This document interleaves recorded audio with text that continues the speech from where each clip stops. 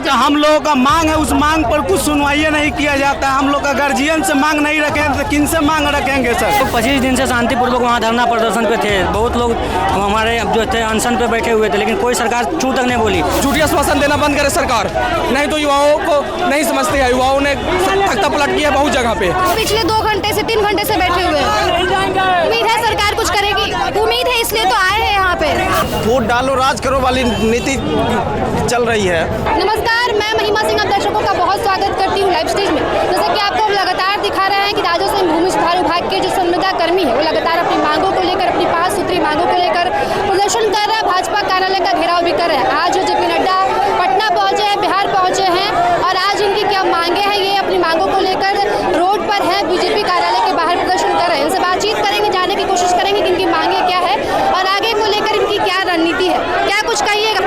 हम लोग 5 सूत्रीय मांग है सर। हम लोग संविदा कर्मी है सर। हम लोग विशेष सर्वेक्षण सर, सहायक बंदोबस्त पदाधिकारी एवं कल अमीन है और क्लर्क और कानूंगो है सर। हम लोगों का मांग है कि आप हमें 60 साल का कर दिया जाए और हम लोगों का हम लोग इंजीनियर है सर। पहले का हम लोगों का वेतन जो है बढ़ोतरी किया जाए सर। अब तक कितने लोगों को बर्खास्त किया गया है? 9000 कर्मी के एक कलम से बर्खास्त कर दिया गया आप है। लोगों को तो पिछले बार मौका दिया गया था कि ना 4 सितंबर तक आप लोग आवेदन देकर वापस आ जाए। हम लोगों का मांग है उस मांग पर कुछ सुनवाई नहीं किया जाता है। हम लोग का गार्जियन से मांग नहीं रखें तो किन से मांग रखेंगे सर?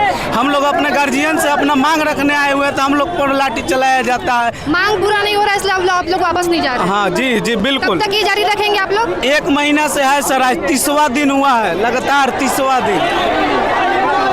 ये क्या लिखे हुए हैं? मांगों पर वार्ता से भागना बंद करो, क्या कहिएगा? हम लोग 25 दिन से शांतिपूर्वक वहाँ धरना प्रदर्शन पे थे। बहुत लोग हमारे जो थे अनशन पे बैठे हुए थे, लेकिन कोई सरकार छू तक नहीं बोली। जो मंत्री अभी आश्वासन देके जा रहे हैं उनको हम लोग 3 बार जाके लेटर दे चुके हैं, अभी भी आश्वासन नहीं दे रहे, तो क्या फायदा हम लोग को?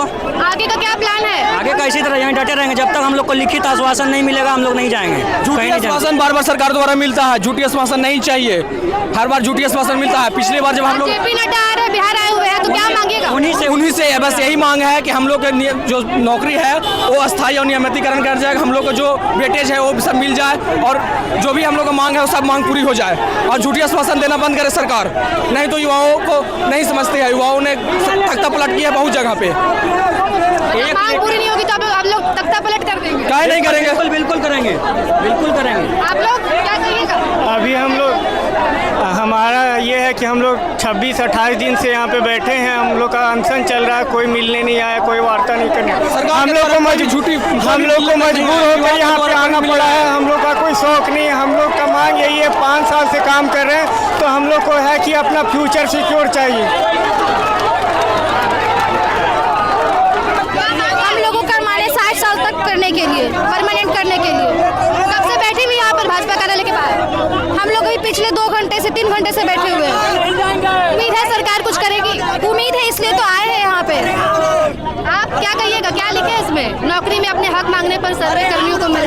हम लोग अपने 60 साल की नौकरी परमानेंट की मांग के लिए आए हैं, जो कि सरकार हमारी बात नहीं सुन रही है।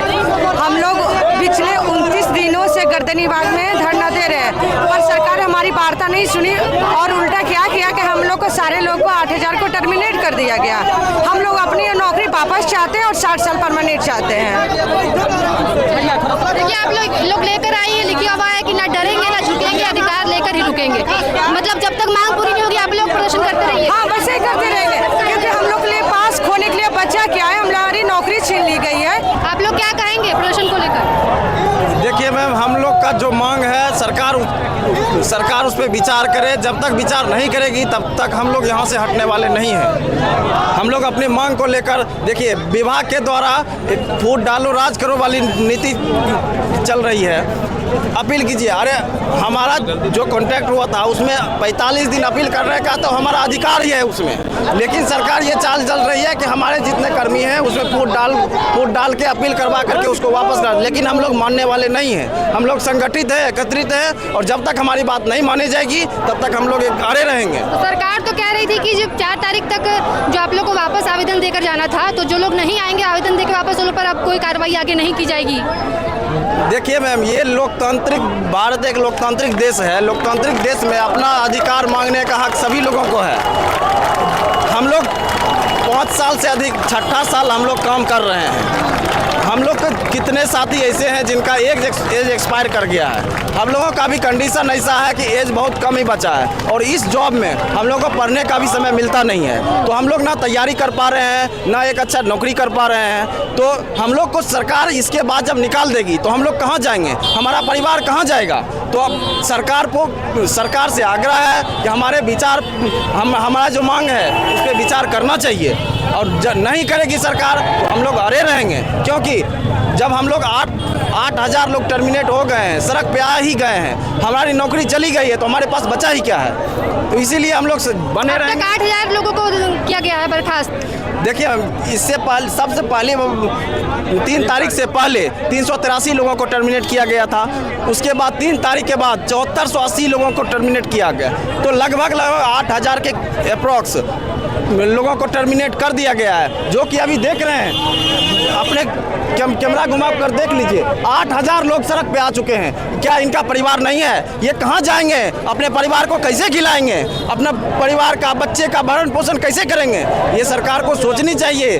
और विभाग ये कल जो अपील की है उसमें एक बार भी ये नहीं बोले। हम लोग का मांग है कि आप अपील ही करना चाहते हैं। सब लोगों को एक लेटर में, जैसे सिंगल लेटर में सब लोगों को बर्खास्त कर दिए, सिंगल लेटर में हम लोगों को वापस लीजिए। मतलब है अपील का मतलब है मैम, अपील का मतलब है कि हमने कोई जो है यहाँ पे गलत काम किया क्या?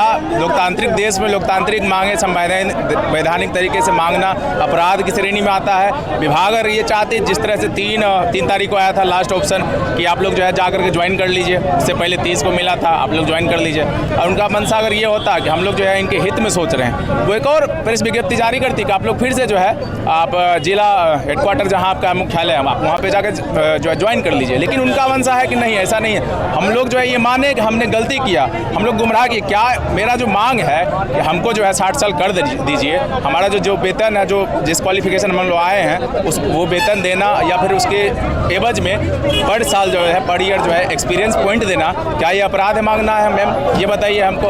अगर अपराध रहता तो हम लोग क्यों आते?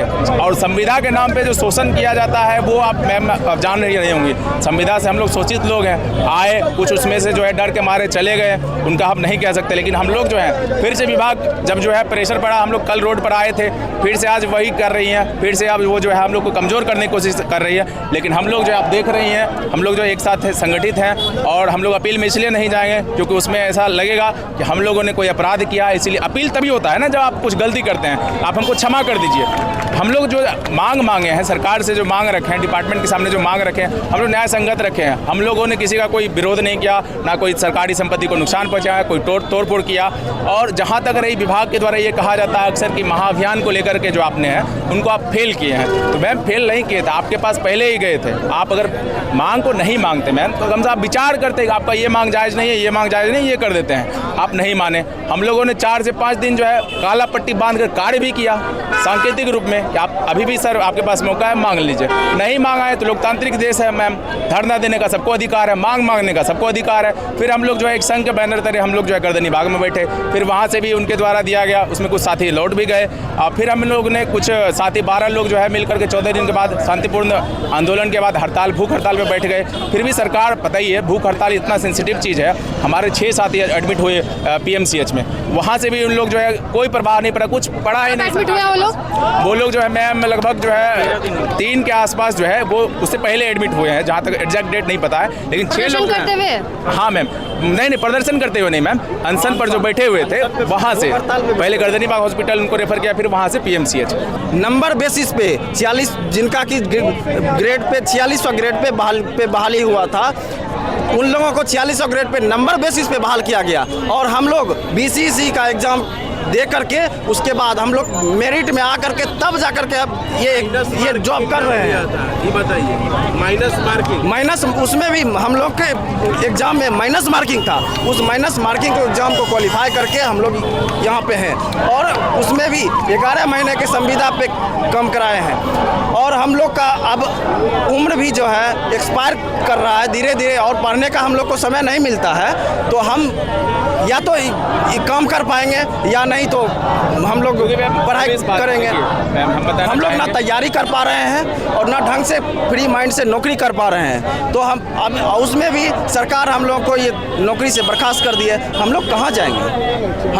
हमारा भी परिवार है, हम लोग का परिवार, हमारे कमाई पे हमारा घर चलता था, अभी हम लोग सड़क पे आ गए हैं।